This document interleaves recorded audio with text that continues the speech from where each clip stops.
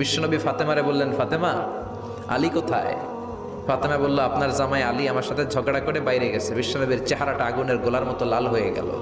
বিশ্বনবী ডেকে বললেন, ফাতেমা, তুমি বিশ্বনবীর মেয়ে হতে পারো, কিন্তু আলী তোমার স্বামী। আলী যদি তোমার উপর নাখোশ থাকে, জান্নাতের দরজা তোমার জন্য খুলবে না। কোথায় গেছে আলী, কোথায়? বললেন যে মসজিদে নববীতে গেছে। বিশ্বনবী যে দেখলেন বালির উপরে আলী শুয়ে আছে। বিশ্বনবী মজা করে ডাক দিলেন, ইয়া আবা তোরাব, মানে হে বালির বাবা আলী, ওঠো।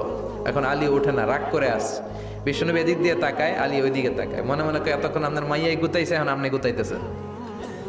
বিশ্বনবী যাই বললো, আলী রাগ করো না, ওঠো, তুমি আমার চাচাতো ভাই, আমার ঘরেই তো তুমি মানুষ হয়েছো। ঘাপটি মেরে হাতটা ধরে টান দিলেন। সাইয়েদনা আলী উঠতে বাধ্য হলেন, ঘরে নিয়ে আসলেন।